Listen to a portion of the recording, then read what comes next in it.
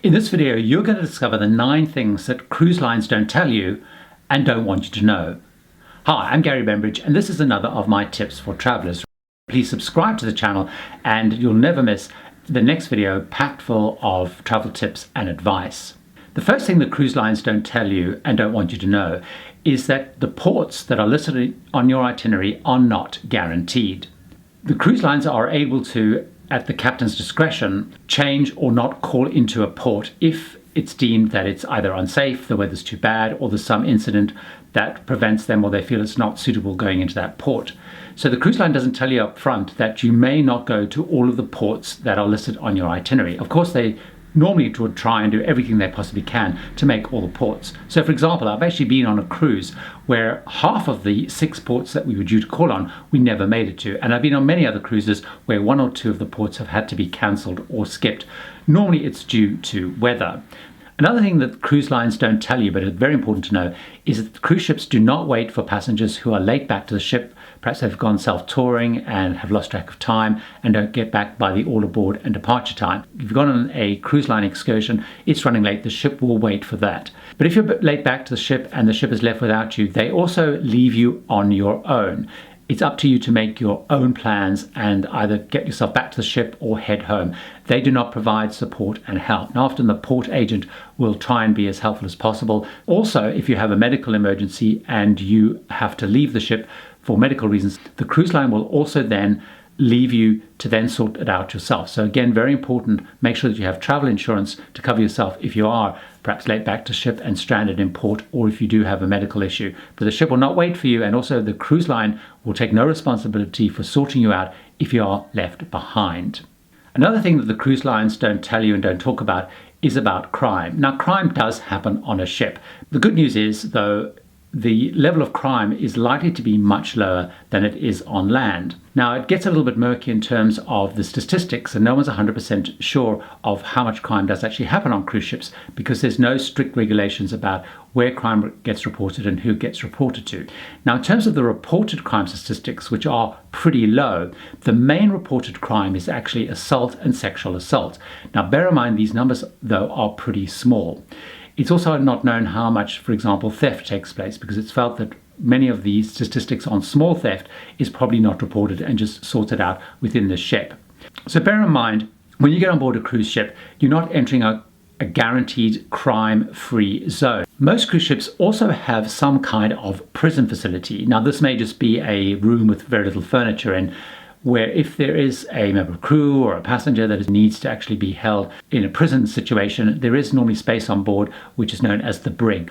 One of the things that cruise lines do not talk about is that they do dump a lot of stuff into the ocean. Now, there are very, very strict rules and regulations about what can and cannot be put into the ocean. In fact, cruise lines follow some stricter regulations than they are required to by maritime law. So let's take a look at what actually they are allowed to put into the ocean. So they are allowed to put into the ocean sewage once they're into international waters. The maritime regulations actually allow you to put untreated sewage into the sea. However, cruise lines follow the CLIA, the Cruise Line Association regulations, where they only put treated sewage into the sea. Food waste is also normally processed. It's crushed down, turned into almost a liquid form, and this can also be released into the ocean once they're out into international waters. Grey water is another key side product of cruise ships. So this is stuff that comes out of the showers, perhaps from washing dishes. Again, this water is normally treated and is able to be put into the ocean. All glass is separated into colour, it's crushed down, put into bags, and this is disembarked at certain ports and they're sold on to people who are recycling. Also, your cabin steward and also other people on board and the environmental team will make sure that all other waste is sorted. So paper, plastics, etc. are sorted.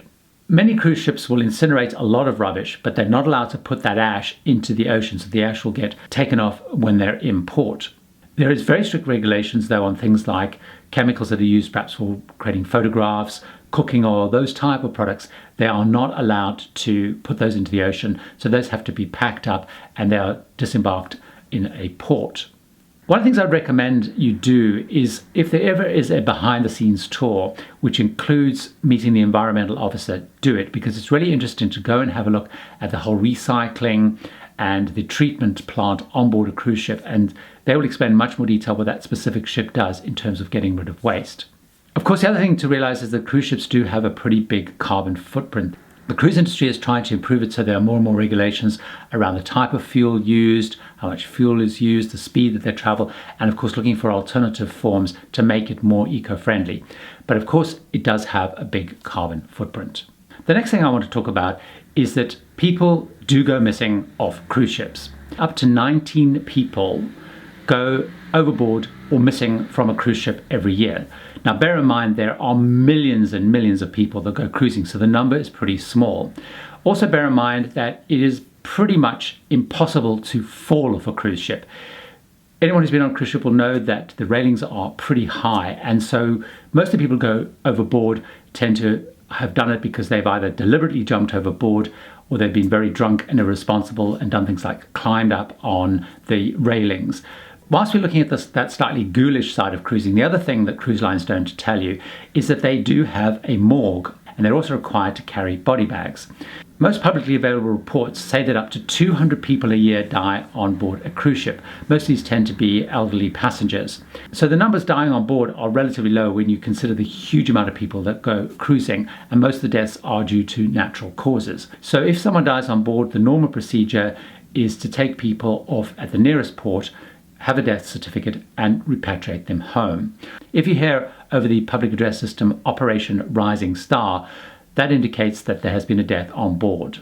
The other thing that cruise lines don't tell you very overtly is that although they're owned normally by American or perhaps British owners, they register the ships in foreign places, particularly Liberia, Panama, and the Bahamas. The reason for this is they then do not have to follow the rules of their country where they're owned. So they don't have to follow the US rules or the UK rules, but they can follow the rules of the country where they're registered. And those countries which are flags of convenience countries tend to have much more liberal employment laws, environmental laws, safety laws. So actually the cruise lines are able to operate their ships with less strict regulations than they would if they were registered, for example, in the United States.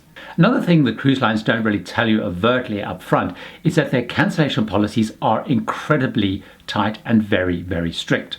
So of course it's buried within the cruise contract, but importantly, make sure that you understand what the cancellation conditions are when you book a cruise. So for example, in many cases, you will lose up to 25% of the cruise fare if you cancel up to 90 days. Now, normally what that means is whatever deposit you've paid, you will usually lose. Between 90 days and 60 days, you can lose anything up to 50% or sometimes even 75% of the cruise fare if you cancel. And after 60 days, and certainly after 30 days, you're going to lose anything between 75% and 100% of the fare.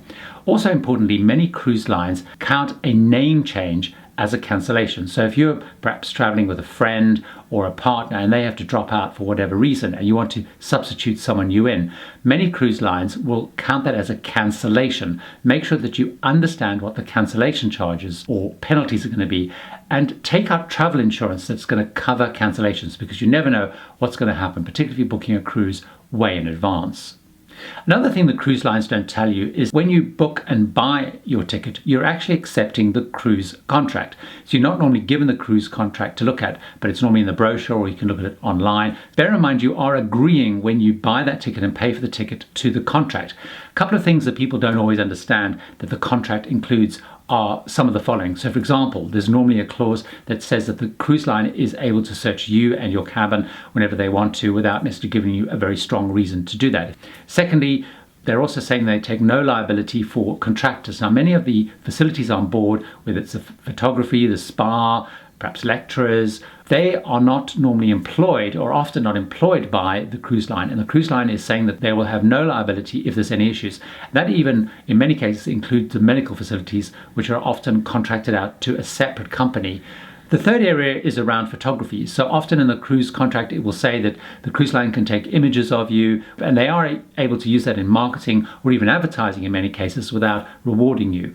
On the other side, sometimes cruise contracts state that if you take images, they can also stop you using them, whether it's on social media, they can ask you to take them down, or whether you want to use them on blogs or whatever. So sometimes in the cruise contracts, it actually restricts what you can do with your own photographs. Also, very, very importantly, The cruise contract will normally state where, if there's any litigation or legal dispute, where the jurisdiction is going to be. They can decide and name a particular court. So if you ever end up having to get into dispute with the cruise line and go to court, they will, in the cruise contract, determine where that court will be. And of course, they're likely to have chosen a court or jurisdiction which they think is going to be best for them. Hopefully you found that helpful and it's given you something to think about. What I'd love you to do, of course, if you've enjoyed this video, is to watch many more of my Tips for Travelers videos, and you'll have more travel inspiration, advice, and tips.